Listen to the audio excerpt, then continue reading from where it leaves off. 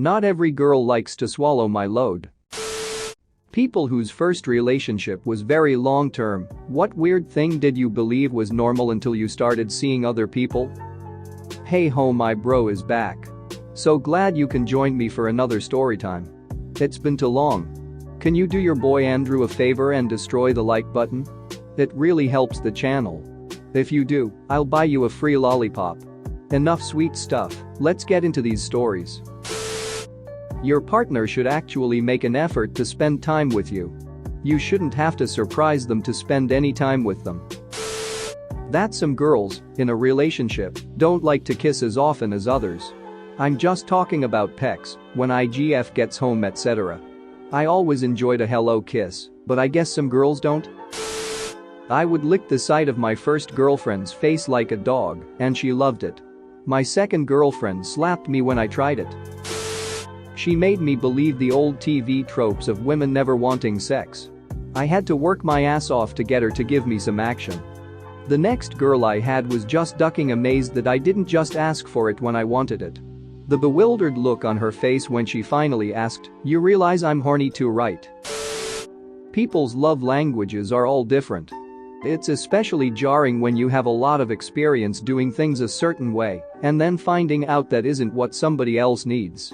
It can take some work to figure out what's inherent to yourself and what was learned from your partner. I texted my then new girlfriend about where I was and who I was with about every 30 minutes. After the third time, she told me that she didn't need to get updates on what I was doing and to just let her know when I got home safe. I remember feeling almost a physical weight being lifted off my chest because I didn't have to worry about my girlfriend freaking out if I didn't update her. I learned what trust felt like that night. I see so much horrible things on here, mine is quite tame, but here goes. My first boyfriend would always leave me small presents or notes underneath my pillow if I had to get up earlier than he did. He was quite romantic and told me I love you quite a lot.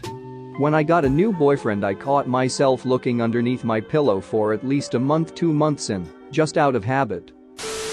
He had a birth defect which left him with 2 holes in the tip of his penis. I thought one was for pee and the other was for sperm. My next boyfriend was very confused when I asked him why he only had 1 hole. Edit. Thanks for all the medals. Wow. I'm also embarrassed by how many people have read this. And since there's too many comments to reply to, but I kept getting asked. My school's sex ed program was separated by gender, so I only learned female anatomy. Dicks aren't pretty, so I never went out of my way to look at one up close until I met my boyfriend. This is morbid, but I thought it was normal to argue every day. I thought all couples have their bickering, and it was just a regular thing. I was astounded when I went into my next relationship and actually got on with the guy and went weeks and weeks without having any issues. It always felt like the bubble was going to burst. Goes to show, don't stay in a relationship just because you've already invested a ton of time. You get one life, spend it with someone who makes you laugh every day. My first GF used to squirt. Nothing to do with me, that's just how she was. After say, 5 minutes of foreplay she'd be squirting all over the place, and then for the rest of the session, she'd be extremely wet. Fast forward to my next relationship, I was like, damn, you broke. Was fingering her profusely, doing all sorts of things, and was getting frustrated because I thought she wasn't into me or I was doing something wrong. Edit. Also, yes, okay, I get it. It's pee. It didn't smell like pee and or look like pee, but whatever, it's pee. But it was also almost 17 years ago. We still talk to this day though, so Emma, send her over and let her know that her PP is internet famous. This is a little strange, I guess, sort of an individual thing, but with my first 2 relationships, 5 years total between the 2, I never realized how cuddly I am. I used to hate being touched or kissed, and I never realized that wasn't just the way I was.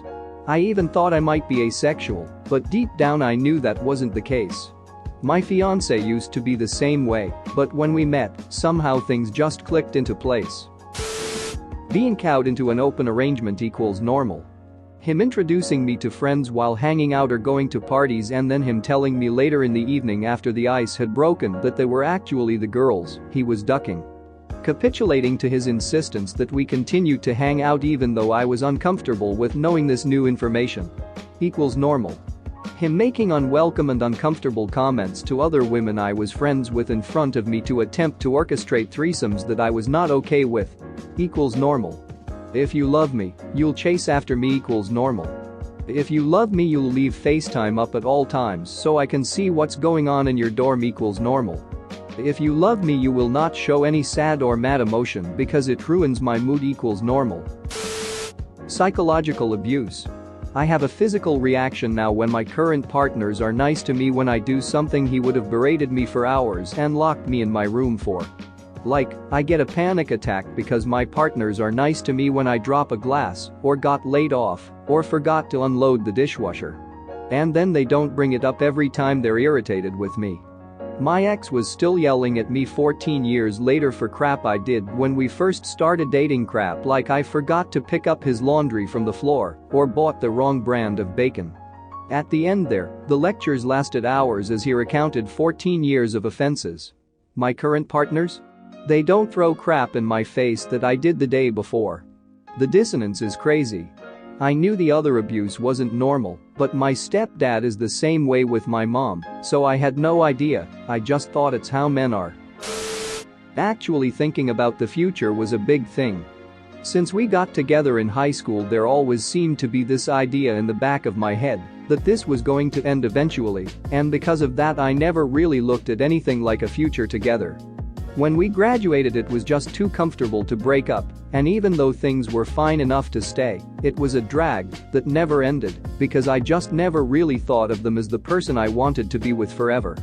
It's hard to say when exactly I stopped loving her, but it was a relationship of comfort and convenience more than anything. And when she eventually cheated on me and broke us up, it was still just so easy to get back together on and off after that I could feel myself falling back into a commitment I didn't want to be a part of.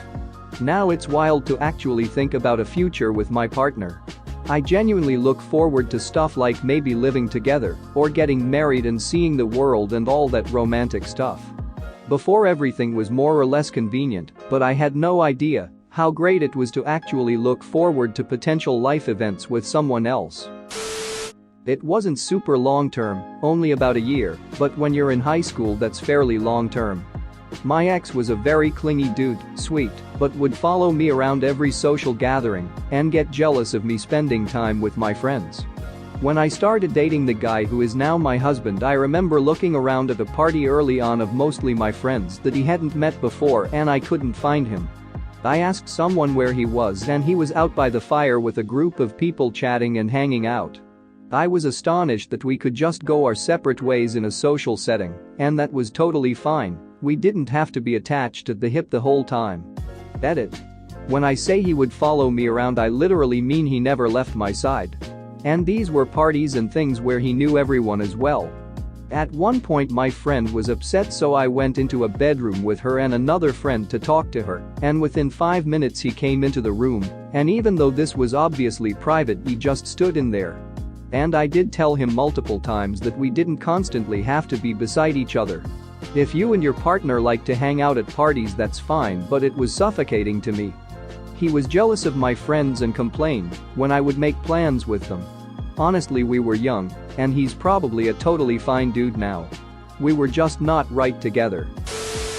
That sex should last more than 45 seconds. I dated a guy for a year and never orgasmed once. He gaslit me into believing that the slight good feeling I felt, like 2 to 3 stages before coming, was what an orgasm was. I never understood why some girls were so into sex because it was so unsatisfying for me. The next guy I slept with showed me what orgasming actually feels like. Edit. For all of the people who are mad that I blamed him for not knowing what an orgasm is, I didn't share the whole story because I didn't think I would have to. Yes, gaslit was the right term to use because he literally yelled at me when I finally admitted I didn't think I had ever had an orgasm. He told me that I definitely had and made me think that I was crazy. He even told me while we were ducking when I was orgasming BC, he said guys could feel it and tell. He also told me I was a squirted despite any squirting to prove this. He literally left me so confused until I hooked up with a close guy friend, and he made me realize it wasn't me. Thanks for watching. What did you think of the story time? Let me know in the comments below. If you liked the video, smash that like button and subscribe so you don't miss any more story times.